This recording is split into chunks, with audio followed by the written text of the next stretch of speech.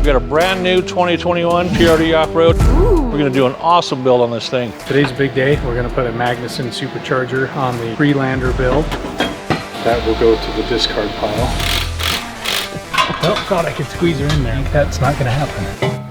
We're gonna fire it up and see what it sounds like. Definitely know it's coming if somebody's on the throttle.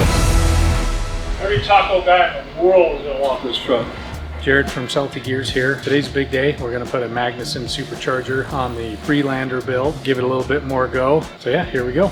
I'm gonna pull the grill off because I'm gonna need access to the front core support here to put the heat exchanger in. That, and it'll just allow me to get everything a little better. And then pull the factory air inlet off, pull the intake off, start pulling all the front accessories, fan shroud, all that out. Then we can start adding new parts.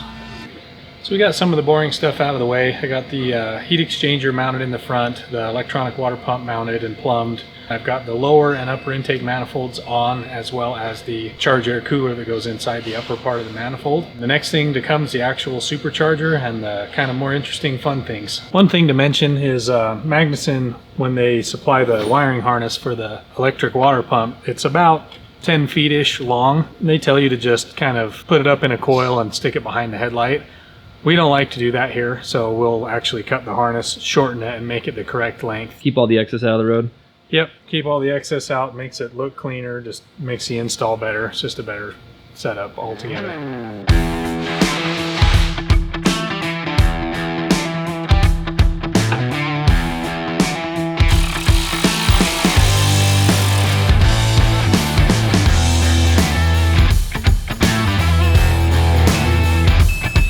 On this particular kit, every single fastener has a torque spec. Usually there's more than one sequence. This particular part of this, you have to do the supercharger side first and then do the intercooler side afterwards. So it just takes a little bit extra time.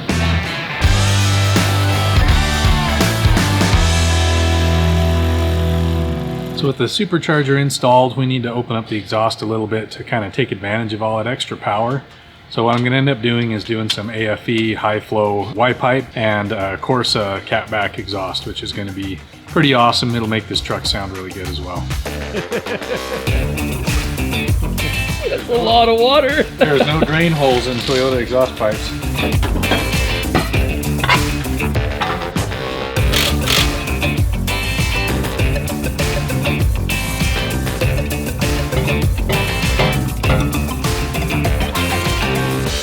Oh, what are you thinking about that, Jared? Well, thought I could squeeze her in there, but I think that's not going to happen.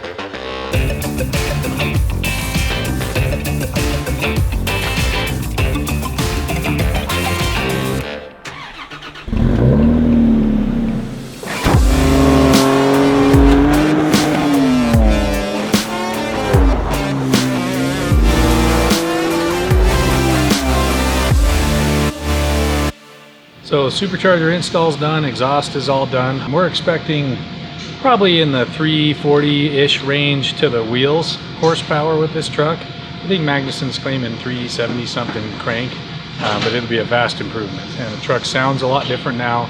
You'll definitely know it's coming if it's you know, somebody's on the throttle. So it's going to be a major improvement. We're really excited about it.